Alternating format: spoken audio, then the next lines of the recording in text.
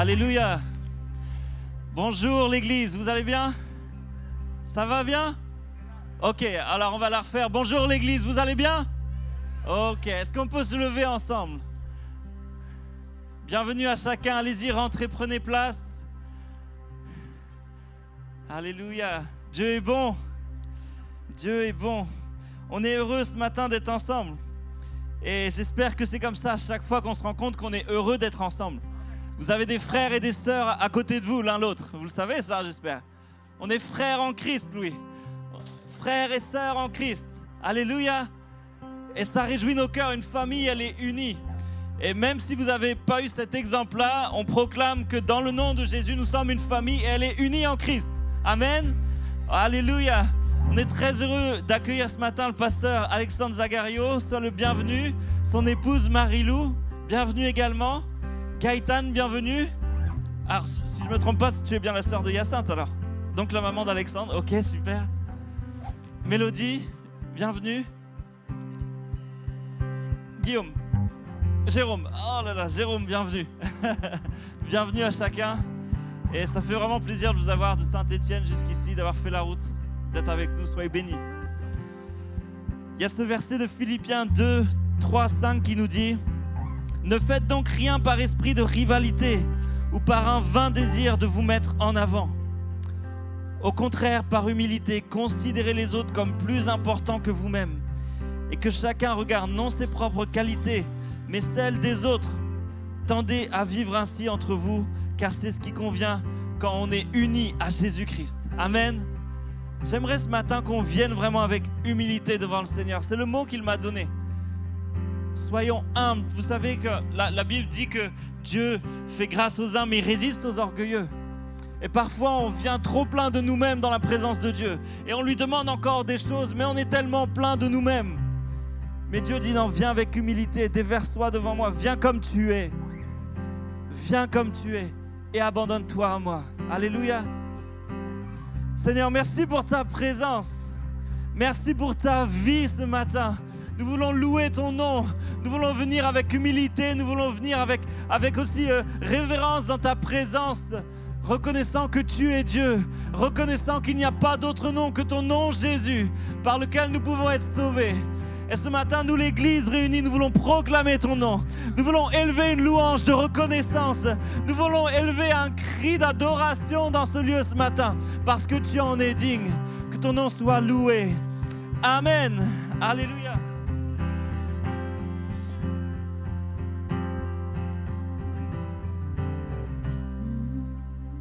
Allons à la rencontre de notre Dieu. Il est là et il nous attend. Venons dans sa présence, disposons nos cœurs et en toute humilité, il est là et on veut juste le louer, l'adorer.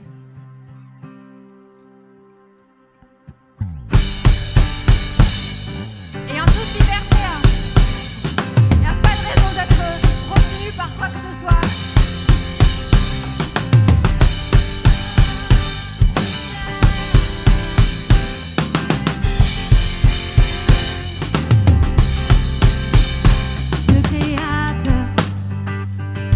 Donne une vie nouvelle à mes vies.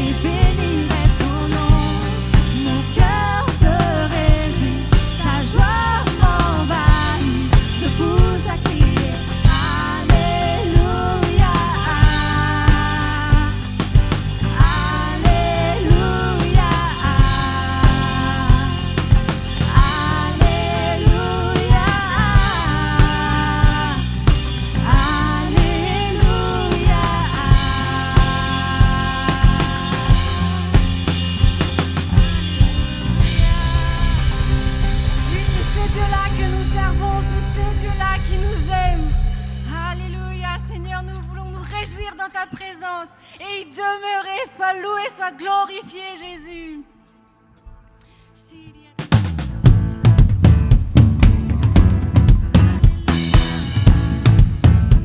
Qu'est-ce qui déborde de notre cœur? C'est l'amour pour notre Dieu.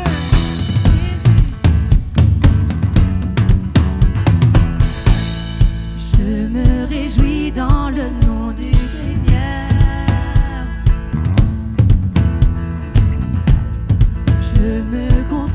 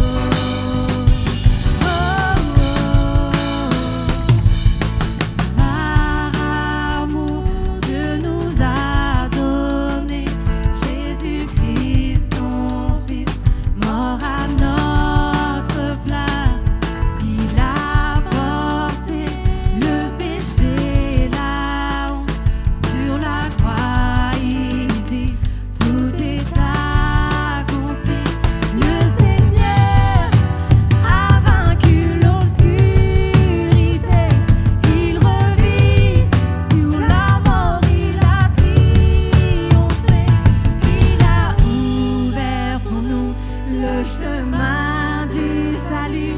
Il est le sauveur du monde.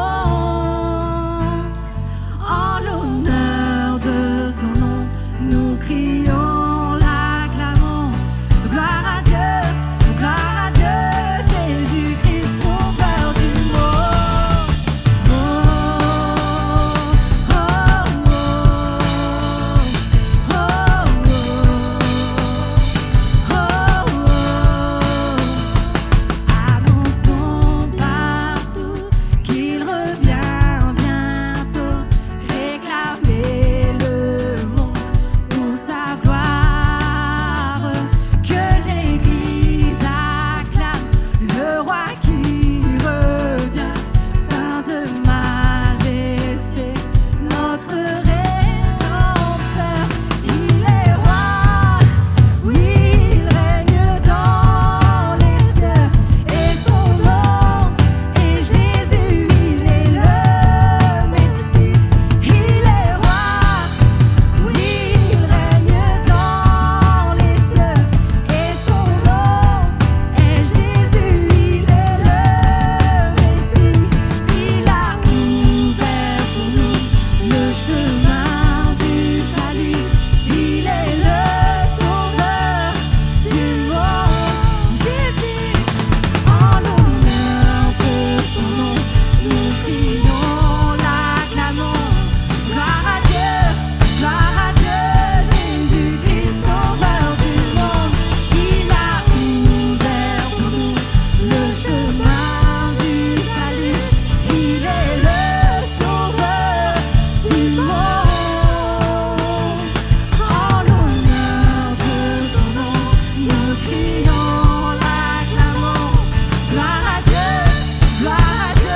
Jésus-Christ, sauveur du monde.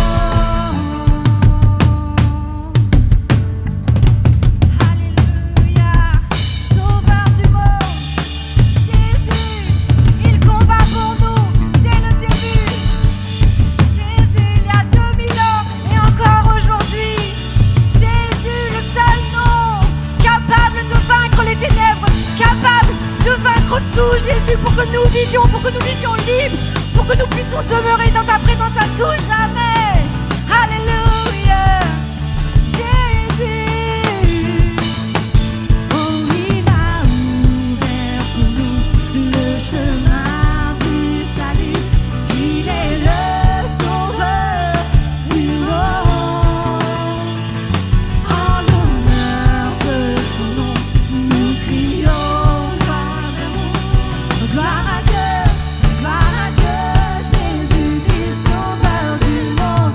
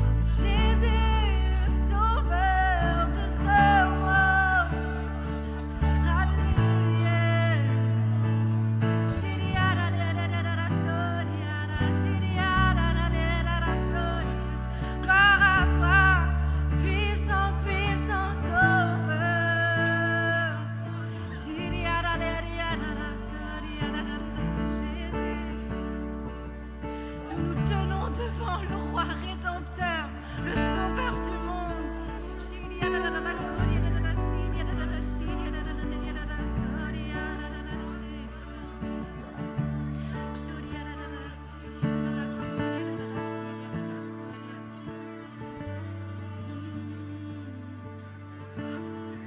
Alléluia, Jésus. Alléluia, Jésus.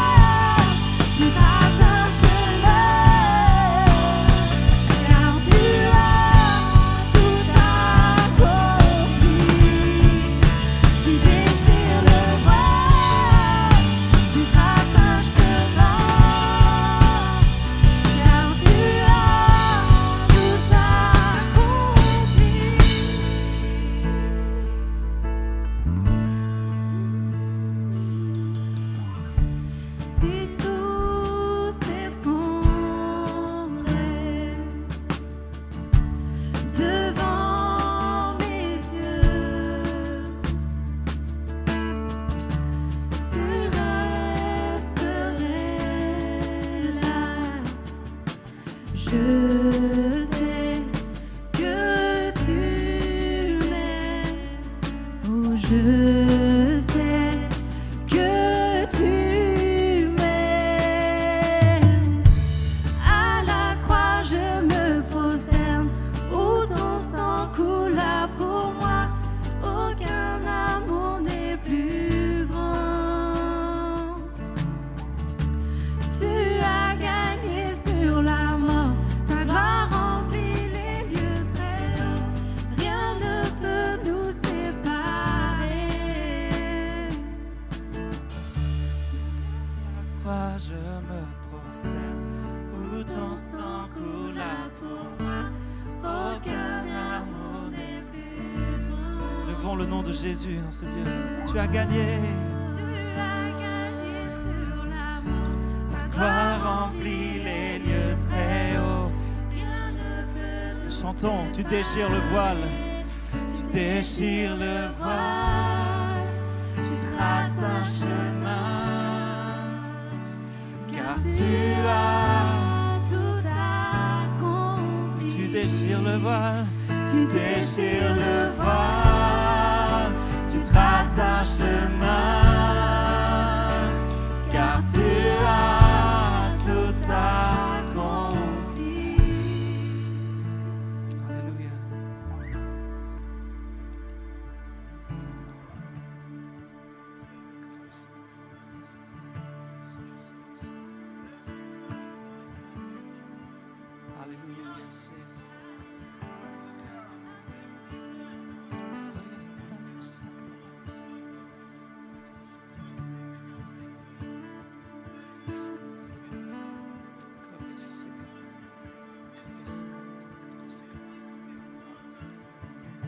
Alléluia, Jésus.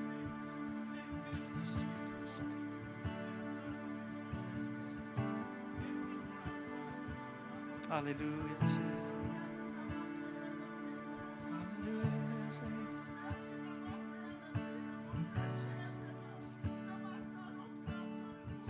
Alléluia.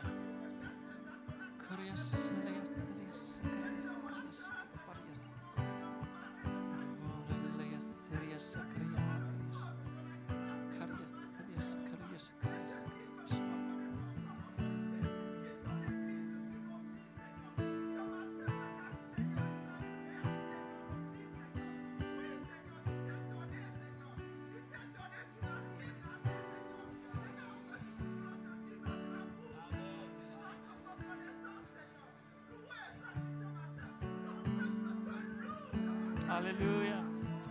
Alléluia, Seigneur Jésus. Bénissons ton nom, Seigneur. Sois élevé, Jésus, parmi nous. Alléluia.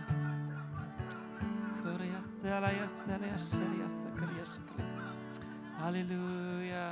Alléluia. Est-ce que tu peux mettre Ésaïe 53? Nous allons lire ensemble ce passage. Pourtant, en vérité, c'est de nos maladies qu'il s'est chargé. Et ce sont nos souffrances qu'il a prises sur lui, alors que nous pensions que Dieu l'avait puni, frappé et humilié. Mais c'est pour nos péchés qu'il a été percé. C'est pour nos fautes qu'il a été brisé. Le châtiment qui nous donne la paix est retombé sur lui. Et c'est par ses blessures que nous sommes guéris. Nous étions tous errants, pareils à des brebis. Chacun de nous allait par son propre chemin. L'Éternel a fait retomber sur lui les fautes de nous tous ce matin. On l'a frappé et il s'est humilié. Il n'a pas dit un mot. Semblable à un agneau mené à l'abattoir, tout comme la brebis muette devant ceux qui la tondent, il n'a pas dit un mot. Il a été arraché à la vie par la contrainte suite à un jugement. Et qui, parmi les gens de sa génération, s'est soucié de son sort lorsqu'on l'a retranché du pays des vivants? Il a été frappé à mort à cause des péchés que mon peuple a commis. Lisons vraiment. On a mis son tombeau parmi les criminels et son sépulcre parmi les riches, alors qu'il n'avait pas commis d'acte de violence et que jamais ses lèvres n'avaient prononcé de mensonges. Mais il a plu à Dieu de le briser par la souffrance. Bien que toi, Dieu, tu aies livré sa vie en sacrifice de réparation, il verra une descendance. Il vivra de longs jours et il accomplira avec succès ce que désire l'Éternel. Car après avoir tant souffert, il verra la lumière et il sera comblé. Et parce que beaucoup de gens le connaîtront, mon serviteur, le juste, les déclarera justes et se chargera de leurs fautes. C'est nous ce matin. Voilà pourquoi je lui donnerai une part avec ces gens nombreux. Il partagera le butin avec la multitude, car il s'est dépouillé lui-même jusqu'à la mort et s'est laissé compter parmi les malfaiteurs. Car il a pris sur lui les fautes d'un grand nombre. Il est intervenu en faveur des coupables. Tu peux le laisser. Alléluia, on peut applaudir. C'est notre Dieu. C'est notre Dieu. Nous étions tous pécheurs. Nous sommes tous pécheurs. Nous sommes coupables. Mais Dieu a envoyé son Fils. Ce n'est pas rien. Comprenons qui nous louons ce matin, vers qui nous levons les mains, qui nous adorons ce matin. C'est le Dieu qui a donné son Fils unique pour que nous soyons là ce matin, pour que nous nous présentions dans sa présence libre. Il a pris sur lui les fautes d'un grand nombre. Il est intervenu en faveur des coupables. Il y avait sur notre front ce mot coupable. Et alors que tu as accepté Jésus, ce mot coupable est comme effacé. Et voici le nom de Jésus qui arrive là. Dieu te regarde au travers de son Fils. Dieu te regarde au travers du sang de Jésus qui a coulé à la croix. Et ce repas, c'est ce que nous célébrons. À chaque fois qu'on peut se réunir, qu'on célèbre ce repas. C'est notre Dieu. Tu peux mettre 1 Corinthiens 11, vous le connaissez bien, mais on va prendre ce verset. Que chacun, donc, verset 28, s'examine sérieusement lui-même et qu'alors il mange de ce pain et boive de cette coupe. Celui qui mange et boit sans discerner ce qu'est le corps se condamne lui-même en mangeant et en buvant ainsi. Examinons-nous, laissons le Saint-Esprit en nous travailler. Ne soyons pas orgueilleux. L'orgueil fait dresser des murs et on devient impénétrable. Le problème du péché, il a été réglé à la croix, tu sais. Dieu n'a pas de problème avec le péché, c'est réglé à la croix. Il vient devant toi, reconnais juste ton état. Reconnais, oui, que tu es pécheur, mais que tu es sauvé par grâce. Si tu as quelque chose contre ton frère, contre ta sœur, règle-le. Si tu as un problème maintenant qui t'empêche d'avancer plus vers Jésus, règle-le, mets-toi en règle avec lui, demande-lui pardon. Demande-lui son aide. La parole déclare que quand le malheureux crie, l'Éternel entend et le délivre de toutes ses détresses. Inclinons nos têtes un instant. Et l'équipe qui a été désignée peut s'approcher.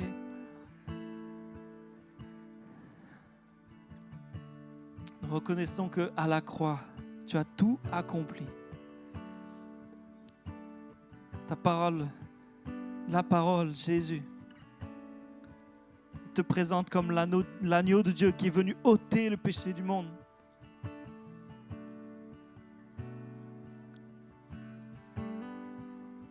Parfois, Seigneur, il y a le bien qu'on veut faire, qu'on n'y arrive pas, et le mal qui est là et on plonge dedans, comme Paul déclarait ses paroles. On peut si facilement s'y reconnaître.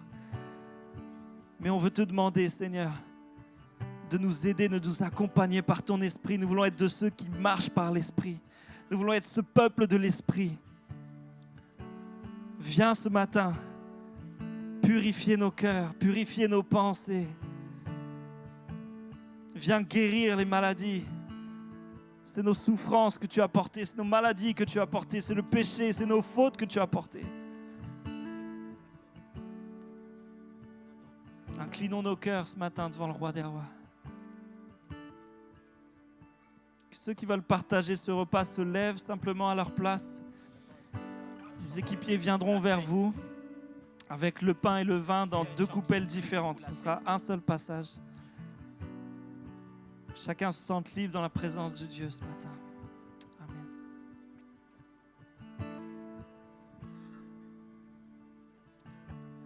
À la croix, je me prosterne, où ton sang coula pour moi. Aucun amour n'est plus grand.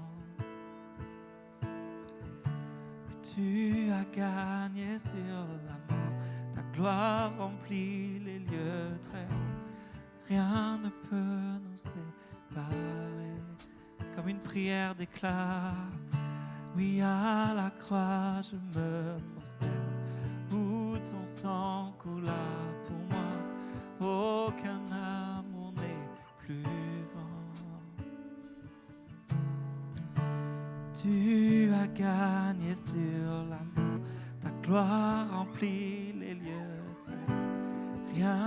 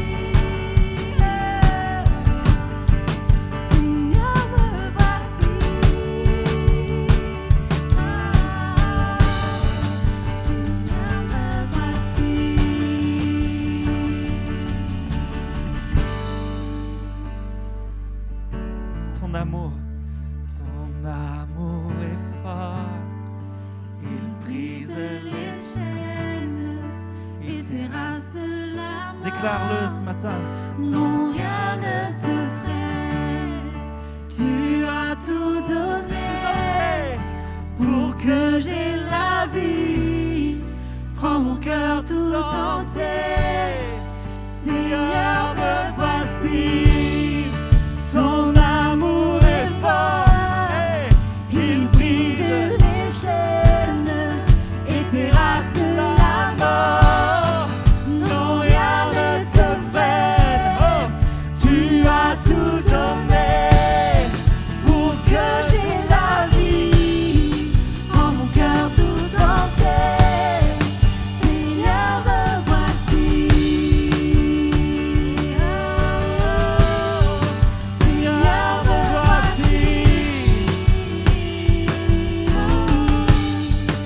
Seigneur, me voici.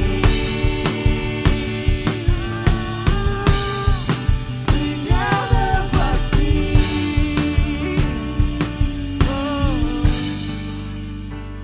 Alléluia. Merci Seigneur pour ta présence dans ce lieu. Merci pour ton amour. Merci pour la conduite de ton esprit. Nous voulons ouvrir nos cœurs, Seigneur, à ce que tu as à nous dire encore ce matin, tout au long de ce culte, Seigneur. Et que cela porte du fruit. Que cela porte du fruit en abondance dans nos vies, Seigneur. Nous voulons laisser ta parole, Seigneur, être semée dans nos vies et qu'elle prenne racine en nous et qu'elle porte du fruit en abondance. Au nom de Jésus. Amen. Merci Paloma.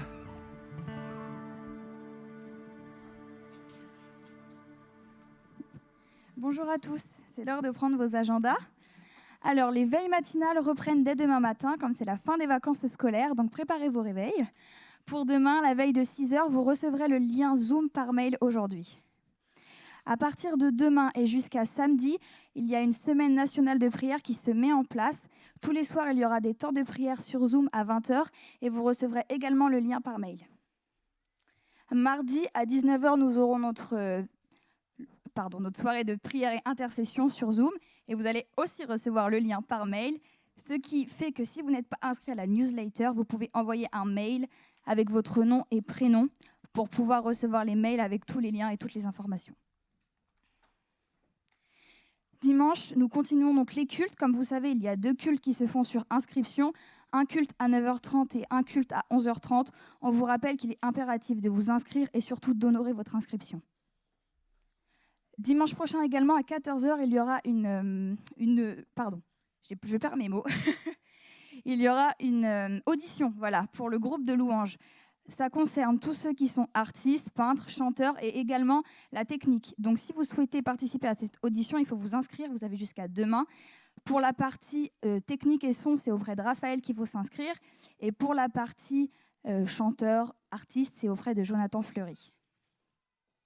Pour les dîmes et offrandes, vous avez toujours une boîte grise qui se trouve à votre disposition à la sortie et vous pouvez toujours les adresser par virement bancaire.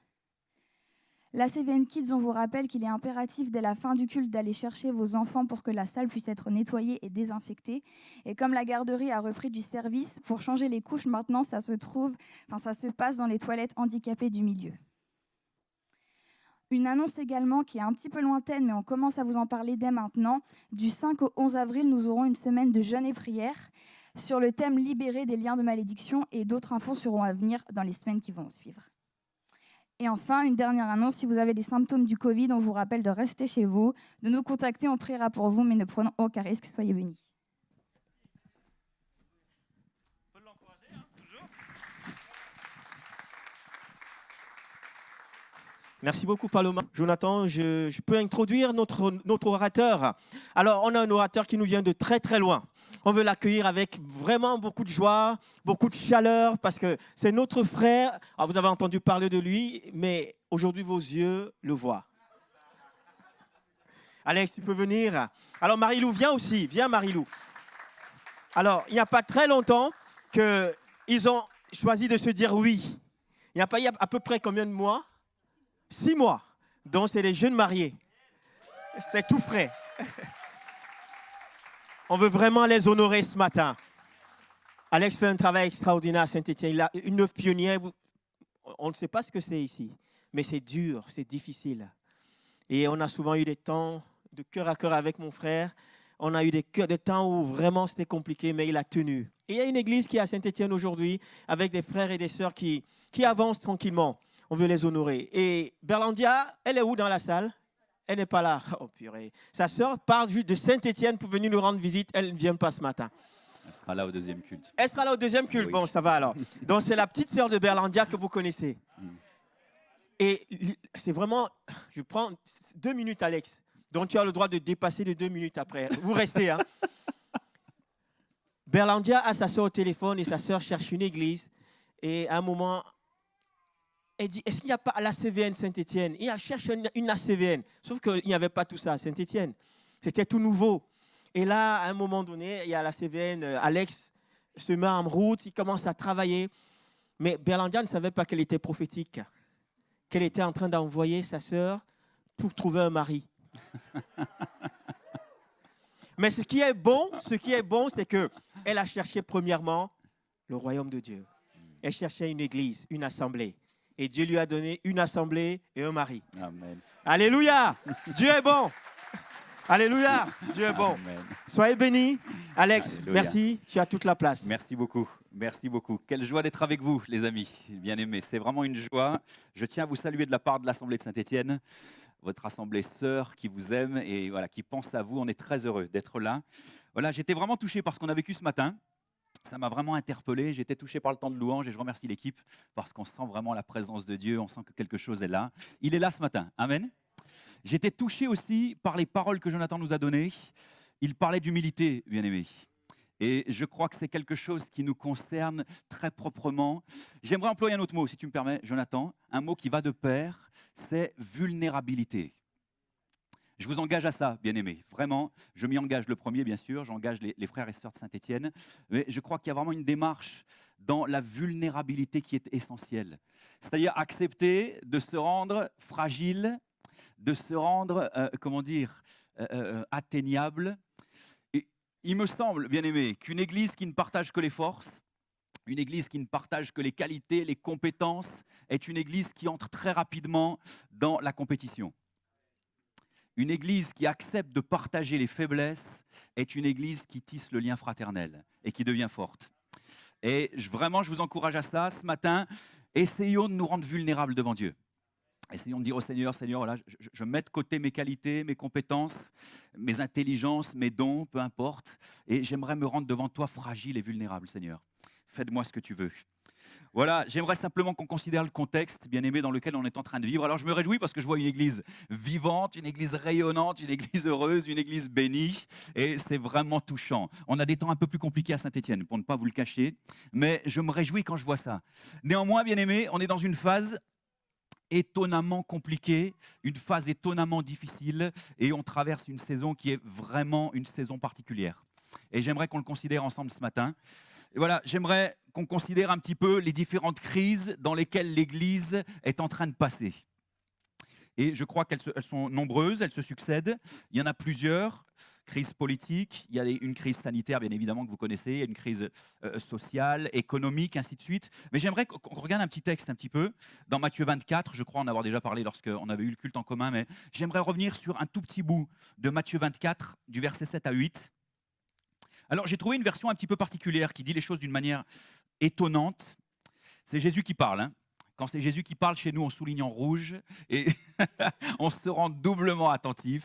Il y a quelque chose d'étonnant. Il dit, on verra s'élever nation contre nation, royaume contre royaume, et il y aura des pestes, des famines et des tremblements de terre en divers lieux. Tous ces événements seront comme les premières douleurs de l'accouchement. Cette version, je l'aime bien. Je sais que vous en avez d'autres qui parlent d'enfantement, et le terme enfantement est souvent plus connu. J'ai bien aimé cette version, c'est la Bible catholique Crampon qui dit les choses comme ça. Elle parle vraiment ici de différentes mesures, et je crois que Jésus, en un verset, nous a tout dit. Il nous a absolument tout annoncé. Il est en train ici de parler, si je regarde bien le détail, il parle de nation contre nation. Le terme grec original, c'est ethnos, qui nous parle d'ethnie. Et on est en train de voir ça, bien aimé. Quand je regarde les infos en ce moment, je regarde que ça. Jamais je n'ai vu de telles tensions raciales s'élever. En tout cas, on pensait arriver en 2021 que les clivages, vous savez, noir-blanc, ainsi de suite, comme on voit aux États-Unis, là, ce seraient des choses qui seraient derrière nous. Finalement, ce sont des choses qui vivent une recrudescence étonnante. Et on voit que chacun s'attache à son ethnie, à sa nation, à sa culture, à ses racines. Et il y a quelque chose de très fort qui est en train de monter en tension. Et on se demande comment on va gérer ça. Alors peut-être Biden gérera les choses un peu mieux que Trump, on l'espère, mais je ne suis pas convaincu que ça va régler le problème en profondeur, bien aimé. Mais en tout cas, on voit quelque chose qui est en train de revenir, qu'on pensait être derrière nous. Il parle ici, Jésus, de royaume contre royaume. On voit bien qu'il est question d'affrontements politiques, il est question de dimensions qui, à un moment donné, emmènent des tensions internationales. Il parle de peste, de famine et de tremblements de terre. Vous connaissez ça, hein, c'est des choses qu'on entend depuis très longtemps, mais on voit bien qu'ici, il est question de dérèglements météorologiques, il est question de géologie, il est question de différentes difficultés agricoles, économiques. Et je note ici que ces termes-là sont tous écrits au pluriel, bien aimés. Je ne sais pas si vous l'avez noté. Des pestes, des famines, des tremblements de terre. Alors vous allez dire, oh là frère, tu es en train de nous faire peur. Tu nous annonces des choses compliquées. Bon, c'est pas le but, hein. C'est pas du tout le but, mais c'est en même temps repositionner la vie de l'Église dans un contexte qui est quand même celui qu'on est en train de traverser, bien aimé, et repositionner ça au regard des Écritures. Et se dire, Seigneur, voilà, qu'est-ce que tu es en train de faire? Il termine ce passage, c'est Jésus qui le dit, par ce seront là les premières douleurs de l'accouchement, de l'enfantement, si vous préférez. Et c'est de ça dont j'aimerais vous parler ce matin, bien-aimés. Quelque chose, je crois que le Seigneur n'a pas choisi ces images au hasard. Je crois qu'il est allé dans ces termes-là pour quelque chose de bien précis par rapport à l'Église. Vous savez que l'apôtre Paul a repris ces termes dans Galates 4, lorsqu'il parle à ses enfants, aux églises qu'il a mis en place. Il dit « Mes enfants, pour qui j'éprouve de nouveau les douleurs de l'enfantement, jusqu'à ce que Christ soit formé en vous. » Et il donne cette image. On voit bien qu'il parle presque comme avec le cœur d'une mère, Paul, ce qui est étonnant, hein, ce qui est vraiment étonnant. Mais il y a quelque chose ici pour nous. Le Seigneur prophétise des choses extrêmement claires et il nous dit que ces choses vont s'accroître, qu'elles vont se multiplier, s'intensifier et qu'il y a une réelle volonté du Seigneur là-dedans. Alors, il me semble qu'il faut qu'on y soit attentif, il faut qu'on puisse s'attendre à ça, les douleurs de l'enfantement. Alors, j'étais en train de prier pour préparer ce culte, et puis le Seigneur me ramenait un passage en permanence dans l'esprit. Et je me suis dit, il faut que je leur partage ça. Ça me paraît essentiel. C'est dans Jean 16, si vous voulez regarder avec moi, hein, au verset 21. C'est Jésus qui s'adresse aux disciples. Et il leur dit une chose étonnante, il reprend exactement cette même image de l'enfantement et de l'accouchement, et il dit, la femme, lorsqu'elle enfante, éprouve de la tristesse, parce que son heure est venue. Mais lorsqu'elle a donné le jour à l'enfant, elle ne se souvient plus de la souffrance à cause de la joie qu'elle a de ce qu'un homme est né dans le monde.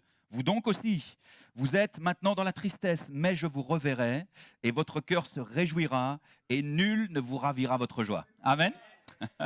Un passage étonnant, un passage très encourageant, mais qui parle néanmoins d'une réalité, du contexte dans lequel les disciples se tenaient, et de la réalité spirituelle à venir pour ceux qui suivaient Jésus.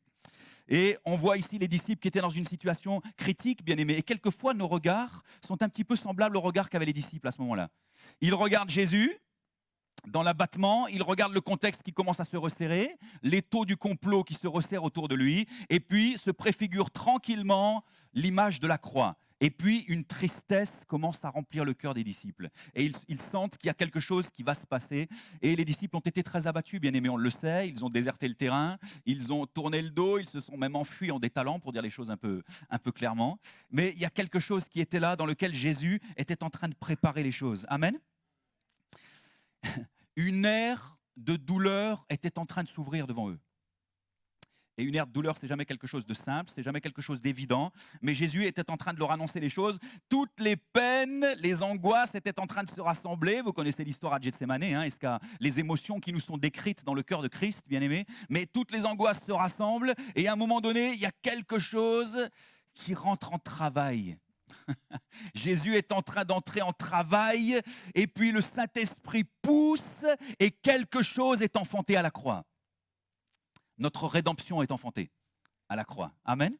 Et il y a tout un travail, on a l'impression que c'est vraiment, quand je lis ces passages, je vois vraiment comme voilà, l'image d'une grossesse, bien aimée, de quelque chose qui est porté, qui est en gestation et qui est sur le point de paraître. Et ça m'intéresse toujours beaucoup quand je vois la manière dont le Saint-Esprit fait les choses. Différentes choses se superposent et puis à un moment donné, on voit qu'à la résurrection, l'Église paraît. Et quelque chose de fondamental et de permanent est enfanté. Amen. Vous me suivez? Gloire à Dieu. Il y a quelque chose d'intéressant ici. Les disciples voyaient la croix et ils voyaient cette œuvre comme une œuvre de mort.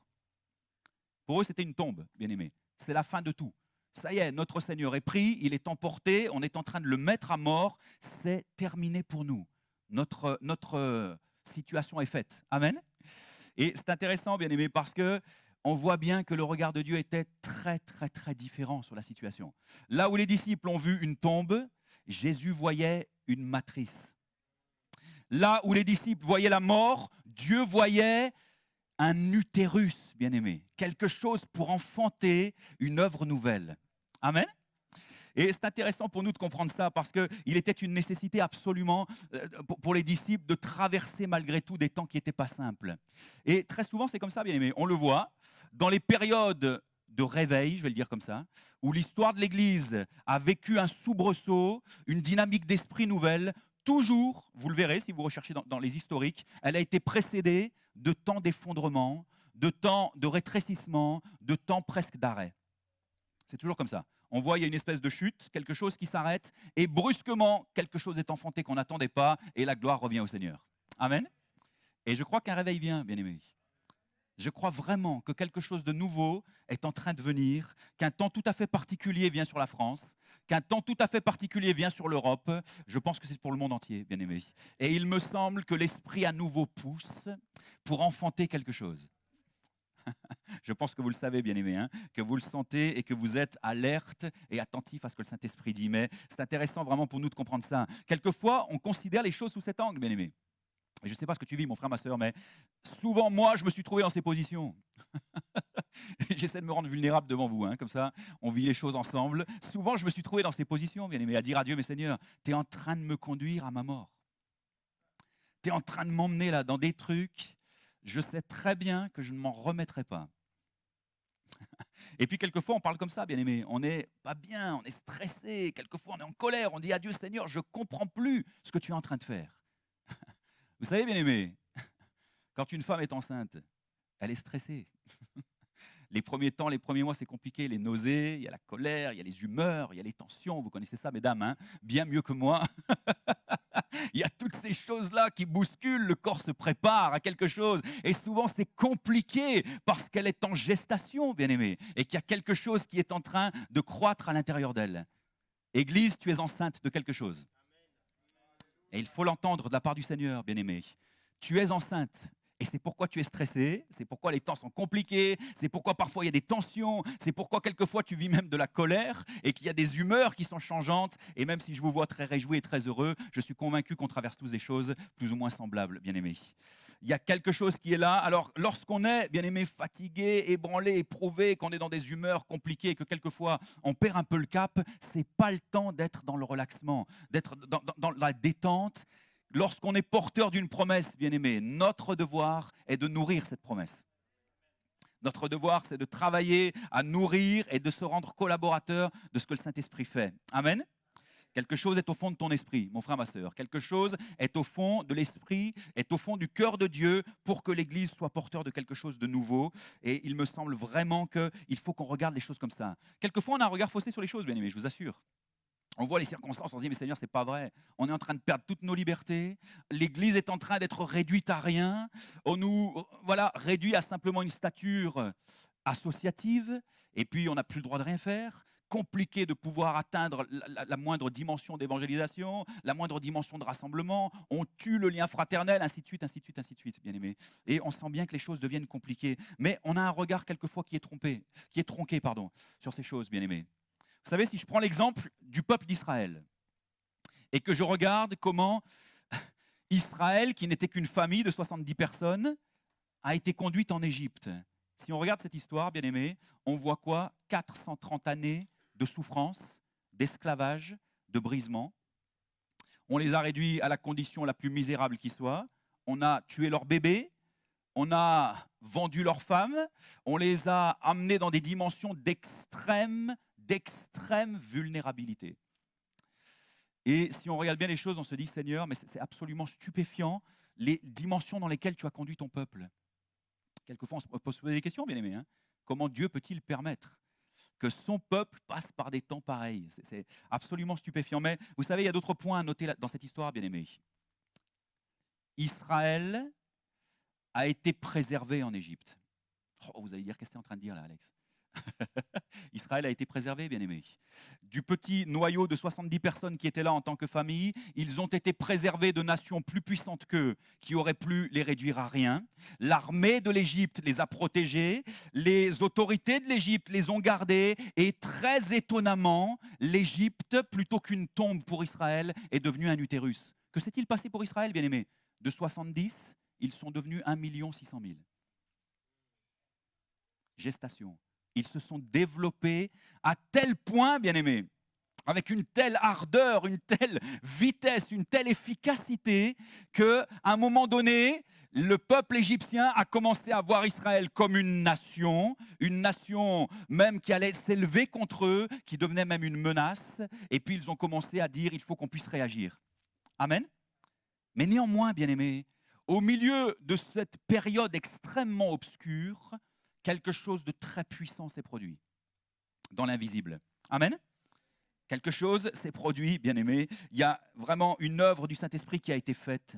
Ils sont alors devenus, je vais le dire comme ça, écoutez bien, bien aimé. Ils sont alors devenus suffisamment nombreux, suffisamment larges, suffisamment forts et puissants pour entrer dans la promesse. On ne le considère pas toujours comme ça, bien aimé, mais je vous assure que c'est une réalité. Quelquefois, c'est comme ça.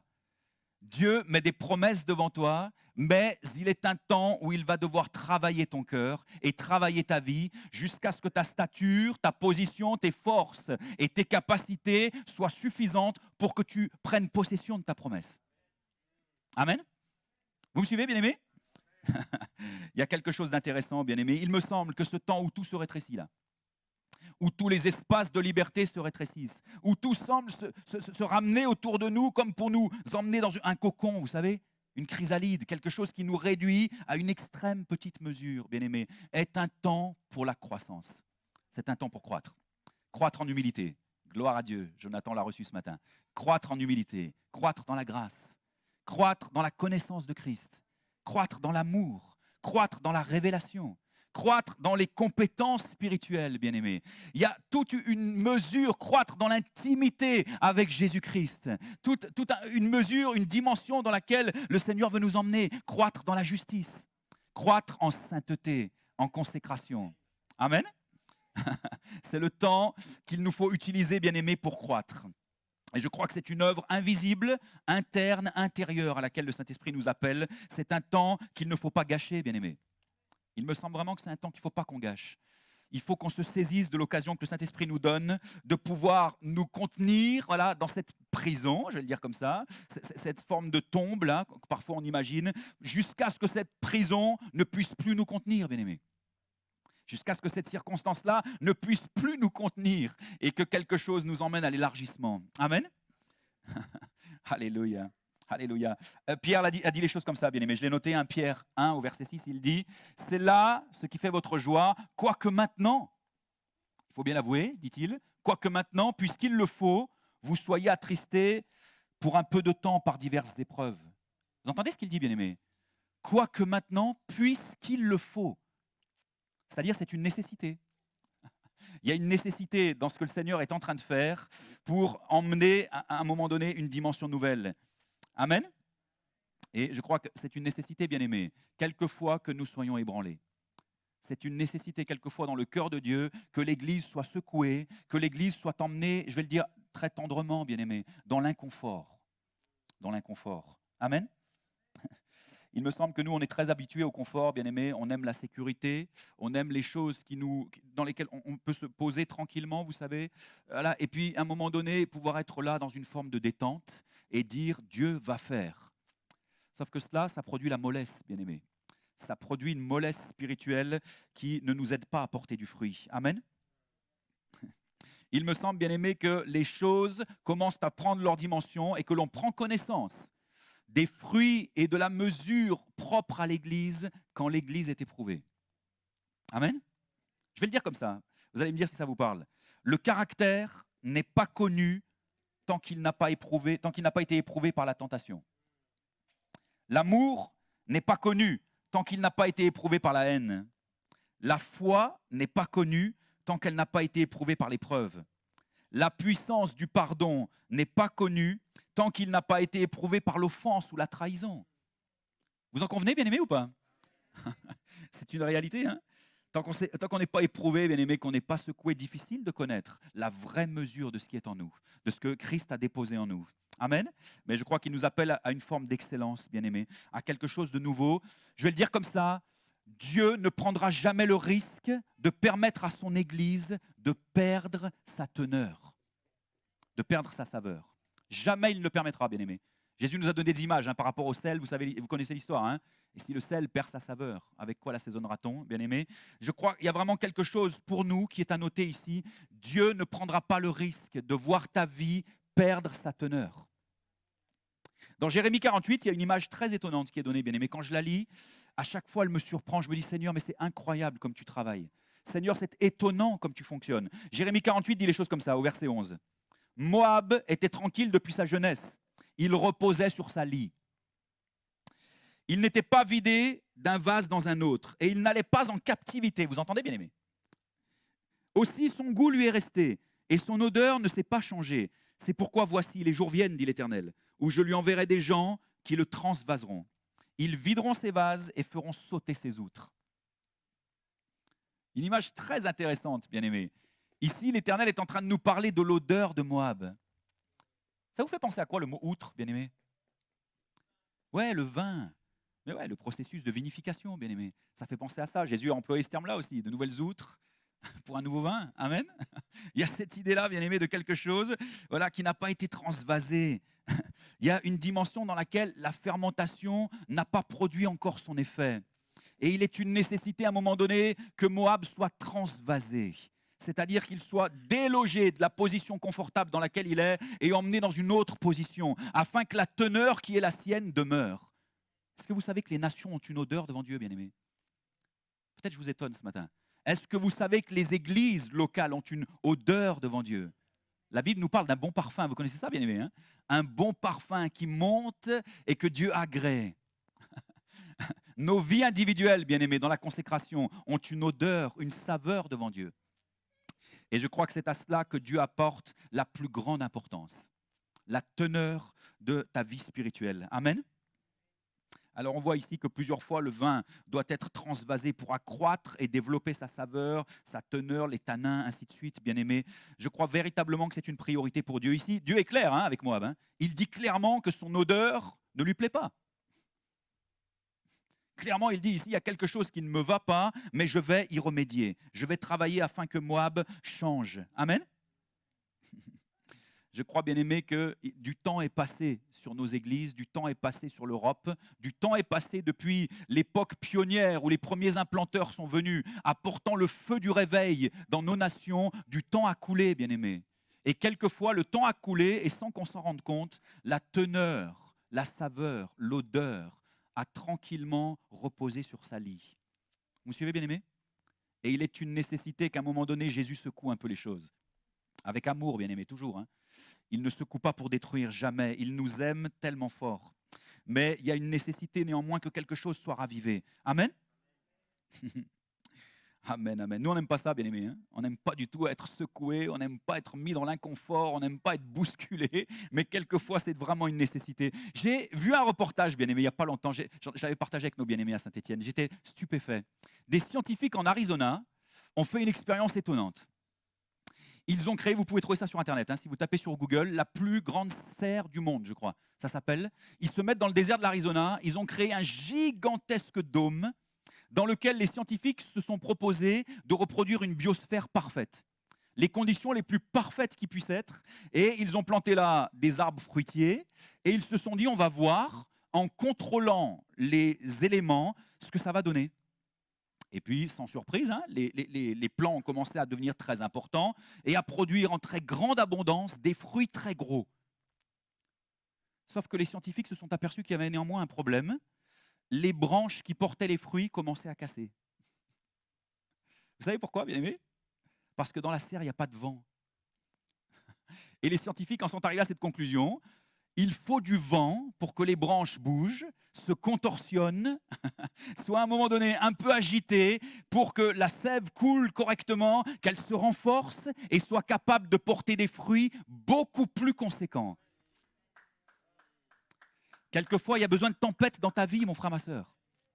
Dieu emmène le vent, il te secoue parce qu'il désire que les fruits que tu portes, qui sont déjà agréables devant lui, deviennent encore plus conséquents. Amen. Il y a vraiment une nécessité, bien aimé. Mais c'était étonnant quand j'ai vu ça, je me suis dit, mais Seigneur, c'est dingue. Il y a un homme de Dieu que j'entendais il n'y a pas longtemps qui parlait du processus de vinification. Il regarde un reportage à la télé et puis il voit des hommes qui sont en train, un vigneron qui parle, il explique comment on fait un très bon vin. Ils étaient en train de dire, voilà, comment fait-on de très bonnes bouteilles, vous savez, qu'on vend des milliers d'euros à Noël, je crois que c'était à la période de Noël, là, il parlait de ça. Et puis le gars se dit, ben, moi je sais comment on fait un bon vin. Il faut beaucoup de soleil, beaucoup de pluie, les bonnes moisissures, les fertilisants, les bonnes conditions, et puis on obtient un super bon vin. Et puis il commence à regarder le reportage, et puis le vigneron dit exactement tout le contraire. il dit pour faire un très bon vin, il faut des conditions contraires. Très étonnant, bien aimé. Trop de soleil, pas assez de soleil. Trop de pluie, pas assez de pluie. Il faut à un moment donné trop de chaleur ou alors trop de froid. Il y a quelque chose qui doit, disait-il, en résumé, qui doit venir stresser la vigne. Quand j'ai entendu le terme, bien aimé, de ce que cet homme disait, j'étais vraiment stupéfait. Quelque chose doit venir stresser la vigne. Et puis il disait, quand une vigne est stressée, elle travaille 2 fois plus pour aller chercher les nutriments dans le sol et le fruit qu'elle porte devient alors excellent. Alors, le journaliste lui pose la question, il dit, mais par exemple, quand vous êtes en période de sécheresse, est-ce que vous irriguez? Et le gars dit, mais surtout pas. Le bon vigneron sait que quand la sécheresse vient sur la vigne, il ne faut surtout pas l'irriguer. Et puis il expliquait le détail comme ceci. Il disait, si on irrigue, les petites racines des pieds de vigne remontent naturellement vers la surface, chercher les nutriments, les oligo-éléments et les moisissures qui sont en surface. Mais si on ne l'irrigue pas, elle va, par instinct de survie, entendez bien, bien-aimés, par instinct de survie, être obligée à étendre ses racines plus profondément. Dans un sol nouveau, allant chercher des oligo-éléments nouveaux, dans une terre nouvelle, et elle va étendre ses racines, faire remonter ses oligo-éléments, et les raisins vont devenir excellents. Très étonnant, bien-aimés. Hein? Vous savez que la terre se fatigue, bien-aimés? J'imagine que les agriculteurs le savent très bien, bien aimé. Quand on replante toujours les mêmes légumes, les mêmes fruits, dans une même terre, à un moment donné, la terre se fatigue. La Bible, d'ailleurs, l'a très bien énoncé, bien aimé. L'Éternel, dans sa grande sagesse, a enseigné à Moïse pour qu'il enseigne au peuple comment gérer la terre. Vous savez, la jachère, le jubilé, toutes ces choses, bien aimé. Vous laisserez la terre se reposer. Parce qu'on sait très bien qu'une terre qui est sans cesse terre de puisement, à un moment donné, s'épuise. Et puis, on ne trouve plus dans la terre habituelle les ressources suffisantes. Et quelquefois, dans nos vies spirituelles, c'est comme ça, bien aimé. On est tellement habitué à puiser toujours dans les mêmes sols, dans la même terre spirituelle, qu'à un moment donné, ce qui autrefois nous nourrissait et suffisait à nous tenir en bonne santé, à un moment donné devient insuffisant. Pourtant, on est dans le même sol, la même terre, les mêmes conditions. Mais il y a quelque chose qui ne nous nourrit plus, bien-aimés. La terre se fatigue. Et l'Éternel nous pousse à un moment donné à étendre des racines un peu plus profondes. Amen. Il y a quelque chose d'étonnant dans ces images, bien-aimés. L'homme de Dieu, le vigneron, disait ceci. Il disait, vous n'obtiendrez jamais de bon vin d'une vigne qui n'est pas stressée. Très étonnant, bien-aimés. Vraiment très étonnant. Et quelquefois, bien-aimés, on est dans ces positions. On dit à Dieu, mais Seigneur, je ne comprends pas. Tout me stresse. Vous savez, on arrive le matin au culte et puis on est tendu là. Et puis dans la voiture, on dit Korababachan. Faut surtout pas que mes frères et sœurs captent que là, je suis pas bien. Parce il faut que j'ai l'air spirituel quand j'arrive au culte. Il faut pas qu'ils sachent là que le dimanche matin, en me levant, il y a eu tel problème avec la voiture. Ma femme m'a pris la tête, c'était compliqué. Les enfants nous ont rendu la vie infernale. Et puis, on se dit, mais c'est dingue. Bien aimé, mais je vous assure, quelquefois, Dieu le permet. Amen. Et je crois que les situations dans lesquelles l'Église est en train d'entrer, bien aimé, il me semble qu'elles ne sont pas terminées, sont des situations que le Saint-Esprit permet. Amen. Afin que l'Église soit en un sens stressée. Pourquoi, bien aimé? Simplement pour que nous soyons obligés d'étendre nos racines, d'aller chercher plus profond. Et véritablement, je sens que c'est le cœur de Dieu, bien aimé, en tout cas nous à Saint-Étienne, qui nous a parlé sur cet ordre-là, aller plus profond. Aller beaucoup plus profond. Vous savez, il y a un exemple biblique, bien aimé, qui est très parlant quant à ces histoires-là, quant à ces situations. C'est l'exemple de Joseph. Vous connaissez bien Joseph, bien aimé, hein? Je vais vous dire les choses un peu brutalement, mais c'est vraiment ce que je crois. Joseph a eu besoin de sa prison, bien aimé. Ça semble odieux de le dire comme ça. Quand on sait ce que cet homme a traversé, on se dit, mais Alex, tu ne sais pas de quoi tu parles. Et n'importe qui dirait les choses comme ça, on serait étonné. Joseph a eu besoin de sa prison, bien aimé. Joseph, si vous connaissez bien l'histoire de cet homme, c'était un homme un petit peu du type 5 talents, vous savez. Il a de très grandes compétences, très intelligent, très profond, extrêmement soumis à ses parents. Il a un sens de l'organisation, du relationnel, c'est un homme réfléchi. Et puis, par-dessus tout ça, bien aimé, il a en plus la capacité de recevoir des visions de Dieu tout à fait stupéfiantes. Un homme vraiment 5 talents, un couteau suisse, quoi, vous me suivez? C'est le gars qui a tout, quoi, le package complet. Il y a absolument tout, le gars. Et on voit bien comment Dieu s'occupe de lui, bien-aimé. Il va un petit peu comme avec Job, lui dire, tu sais, Joseph, tu es bon, mon fils. Tu es très, très, très bon. Et je suis très fier de toi. Vous vous rappelez de la fierté de Dieu lorsqu'il parle de Job à Satan, bien-aimé? Oh, tu as vu mon fils. Je pense qu'avec Joseph, l'Éternel avait la même fierté. Oh, mon fils Joseph, quelle excellence. Tu es bon, Joseph, mais toutefois, tu n'es pas encore assez bon. Joseph, si je te laisse dans ta situation, tu ne seras capable de vivre que ce que les gens du type 5 talents vivent. Or, j'ai pour toi des projets bien plus grands. Et je veux te faire entrer, moi, dans des promesses et dans des dimensions qui te dépassent et qui dépassent la stature et la mesure dans laquelle tu es naturellement. Qu'a fait Dieu, bien-aimé? Il a conduit Joseph en captivité. Captivité.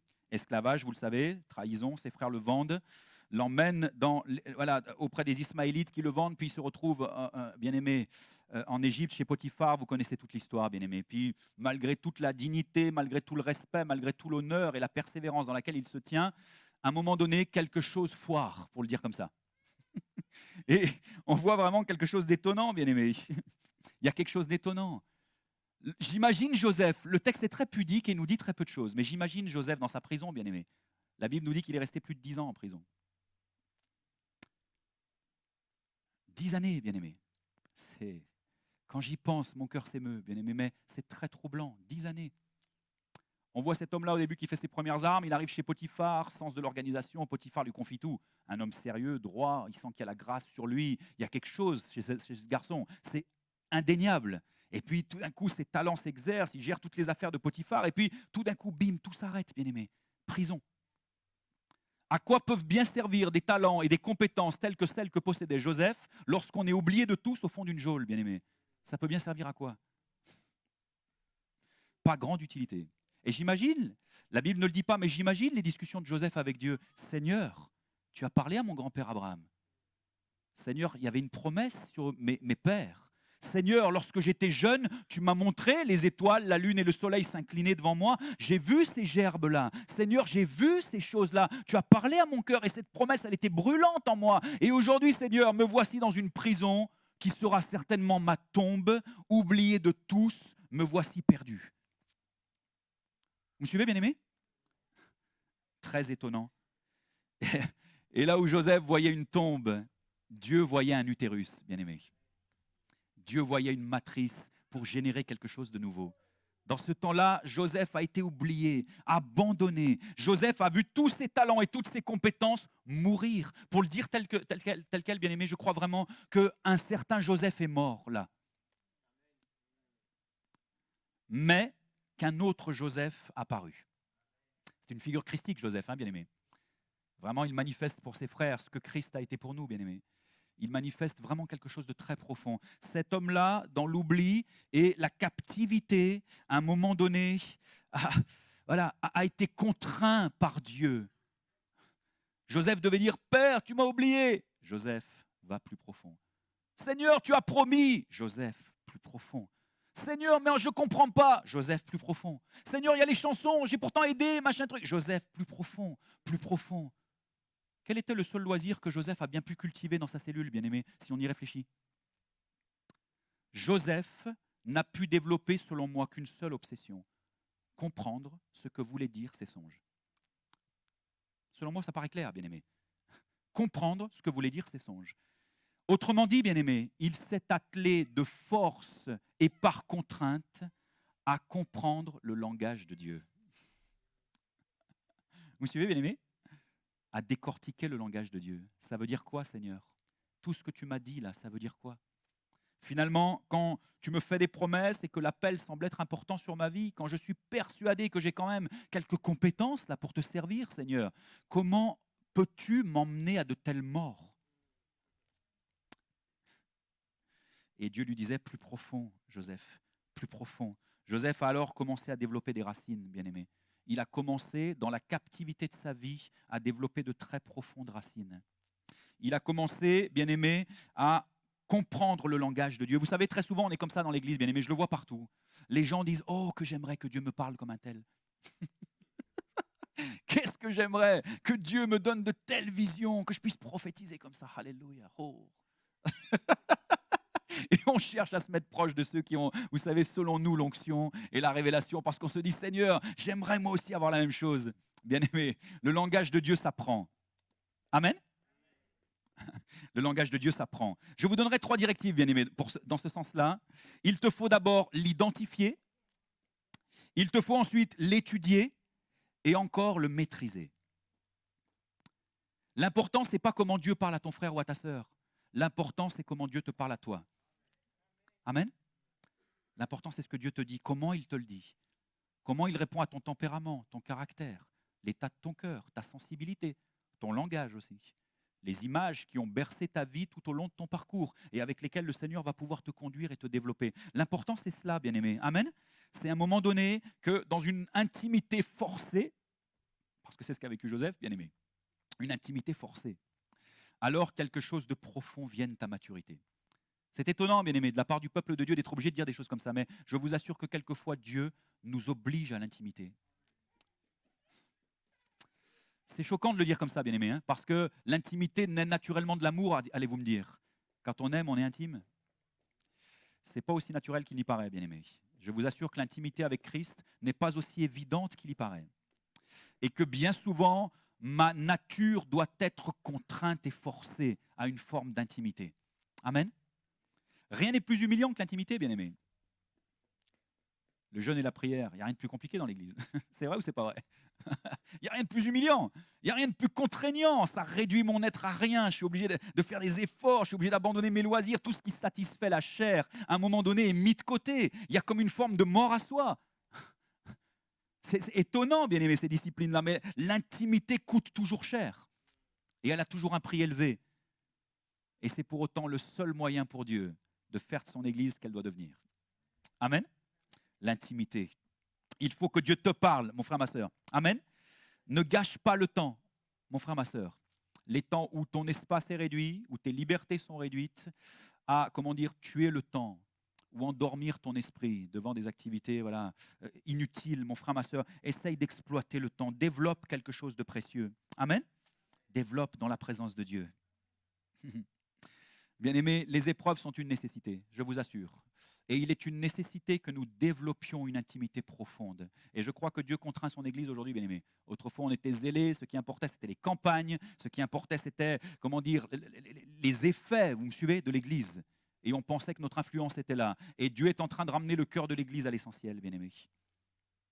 Il est en train de tout barricader pour contraindre nos cœurs à une intimité parfois oubliée. Je ne dis pas que tous on a oublié, bien-aimés, hein. Certains persévèrent et gloire à Dieu. Et j'ose croire que vous persévérez. J'étais stupéfait, bien aimé, quand le pasteur Thierry m'a dit, tu sais, nous on se lève à 6 heures et il y a 30 personnes. Et puis de 6 à 7, on intercède et on prie depuis 3 mois. Oh, à la maison, mais j'étais ému, bien aimé. Je me suis dit, mais c'est tellement beau. C'est tellement beau. Une église qui comprend, une église qui saisit que la priorité, c'est l'intimité avec Jésus. Une église qui paye le prix pour aller plus profond. Amen. Comprenez bien ceci, bien-aimés, parfois nos cœurs sont ébranlés. Et parfois on est là un peu comme Joseph, comme Job, et on se dit, mais ce n'est pas possible, Seigneur. Je ne comprends plus rien. Sache ceci, mon frère, ma soeur, c'est important que je vous le dise ce matin. Dieu ne s'excusera pas de ce que tu traverses.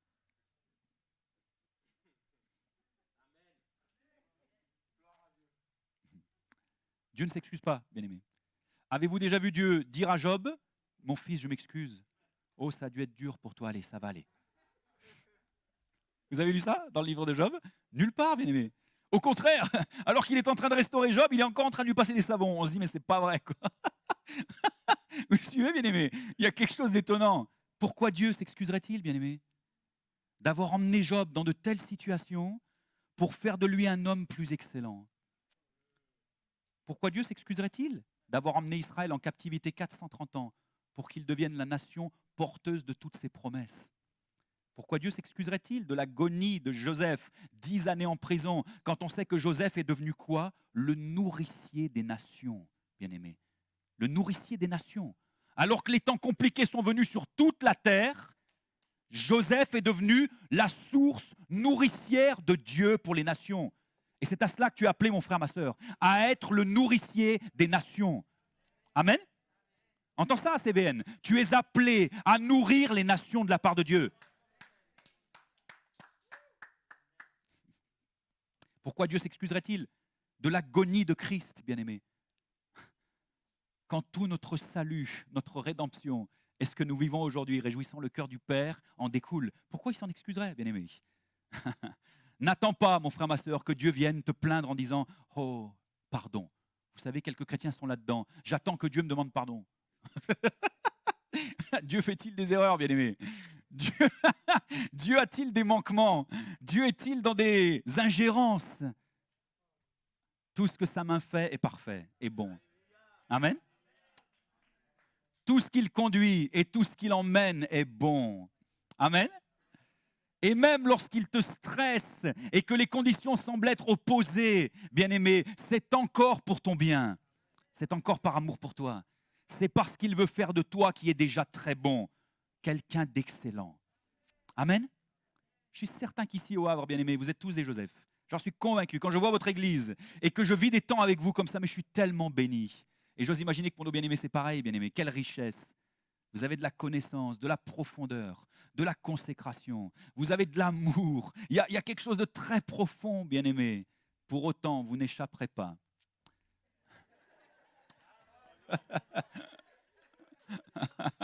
Ça partait bien, hein? Ça partait bien. Pour autant, bien-aimés, vous n'échapperez pas à ce que Dieu emmène sur son Église, parce que c'est valable pour toute son Église. Amen. Ramenez le cœur de son Église dans les profondeurs. Dis à Dieu ce matin, Seigneur, oblige-moi à étendre mes racines.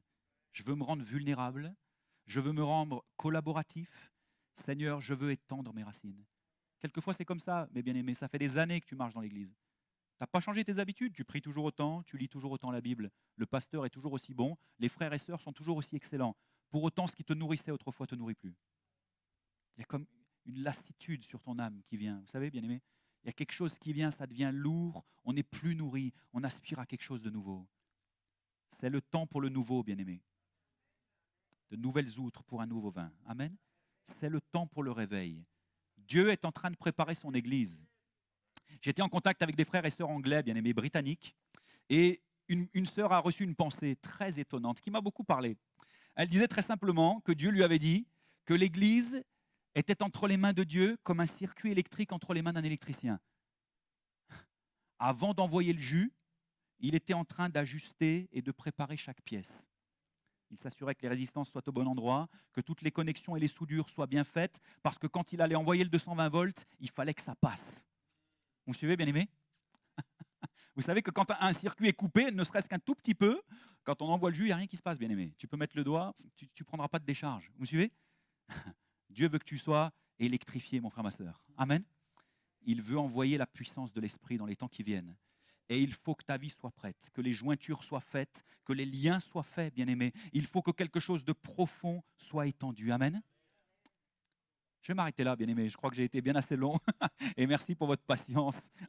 Je vais m'arrêter là. Amen. Est-ce que vous voulez bien compris, bien-aimés? Simplement, on va se mettre debout, peut-être, si vous le permettez. Et puis, on va prier. On va prier. Alléluia. Alléluia. Alléluia. Merci, Jésus. Merci Jésus. Seigneur, nous te rendons grâce et te bénissons. Nous savons, Seigneur, que tout ce que tu fais est bon et excellent. Nous savons, Seigneur, que même là où nos yeux voient la mort, la tombe, l'anéantissement et la fin de tous nos espoirs, Seigneur, ta volonté est encore de nous surprendre dans une réalité d'enfantement, ô Dieu. Nous te bénissons, Jésus, si ton Église aujourd'hui est stressée. Nous te bénissons si elle a ses humeurs, si elle est secouée. Nous te bénissons, Jésus, si les temps sont difficiles dans nos vies. Nous te rendons grâce, Seigneur, parce que tu nous contrains à l'excellence, ô Dieu. Tu veux que la vigne qui porte déjà un très bon fruit soit une vigne exceptionnelle, ô Dieu. Merci pour la gestation de tes promesses en nous. Merci, ô Dieu, pour l'espoir que tu mets sur ton Église. Tu remets la charge et l'héritage de tout ton royaume entre nos mains fragiles, ô Dieu. Père, nous te bénissons pour ce que tu fais. Seigneur, si nous sentons la lassitude venir, si nous sentons parfois la mort nous enserrer, si nous avons l'impression d'être emmenés dans des prisons où toutes nos compétences et tous nos talents n'ont plus aucune utilité, Jésus, nous voulons te permettre ce matin d'ouvrir les yeux de nos cœurs. Joseph n'est pas sorti de prison parce qu'enfin il fut compétent, Seigneur. Il est sorti de prison par la seule volonté de ton esprit, parce qu'il était enfin disposé entre tes mains à être un serviteur viable. Nos compétences ne servent de rien, Seigneur. Qui peut t'apporter quoi que ce soit? Qui peut t'apporter quoi que ce soit? Quelle valeur ajoutée puis-je apporter à ton royaume, Seigneur? Oh Dieu, fais de moi un véritable chrétien.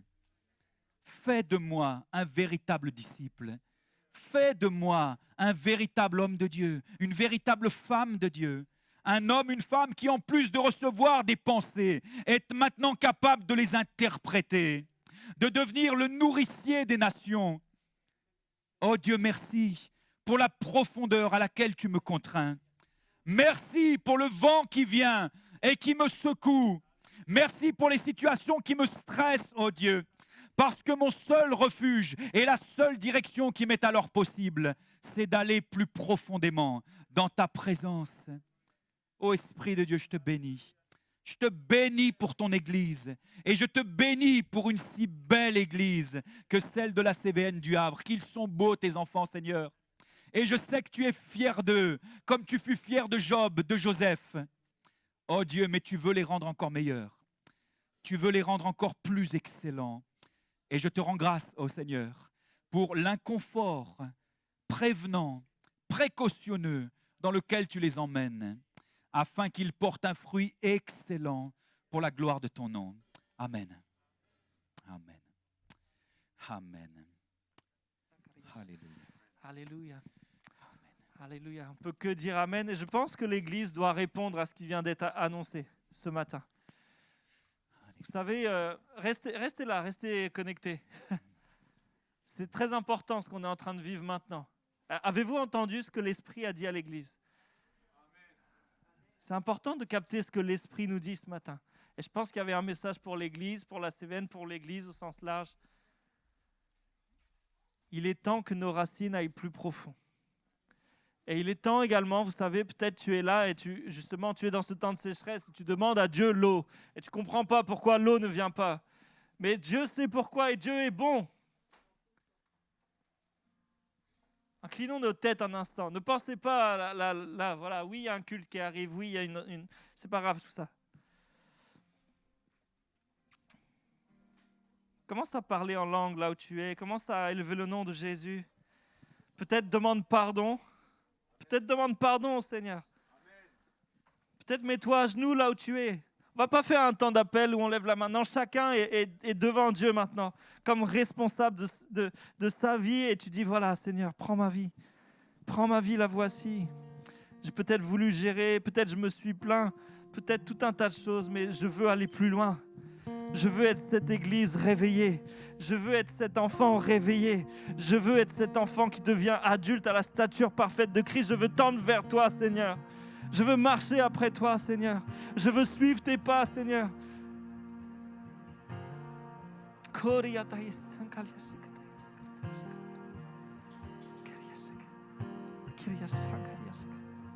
En tant qu'Église, Seigneur, nous te demandons pardon, Seigneur. Pardon pour le royaume de confort dans lequel on s'est installé. Tu nous bénis et on s'installe dans des bénédictions.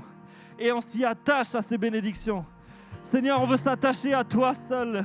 À l'auteur des bénédictions, nous voulons nous attacher. Et proclamer, béni soit ton nom. Tu donnes, tu reprends. Mon cœur choisit de dire, béni soit ton nom.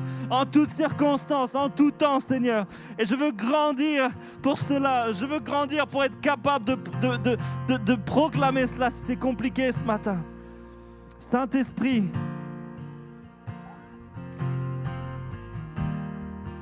élevez le nom de Jésus.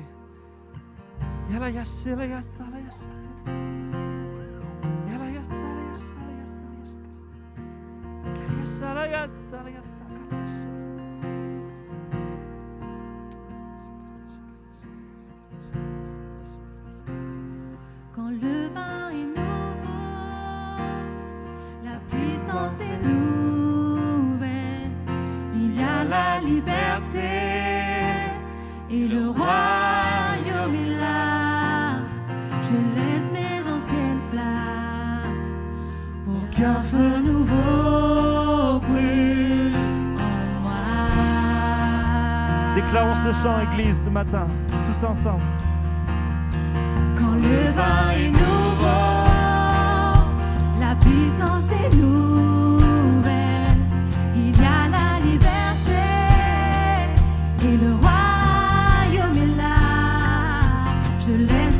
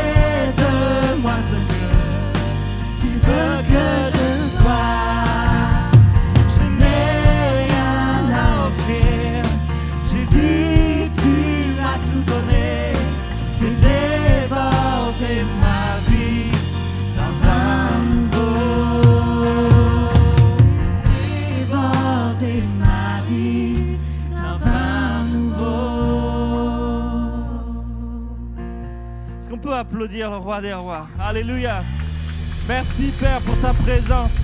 Merci pour ce que tu nous as enseigné ce matin. Merci Père, nous sommes reconnaissants de qui tu es. Alléluia. Alléluia. Amen. Amen. Merci beaucoup Alexandre pour ce premier message. Que le Seigneur te bénisse. C'était vraiment, vraiment incroyable. Vraiment incroyable. Et oui, on peut l'applaudir. On peut l'applaudir.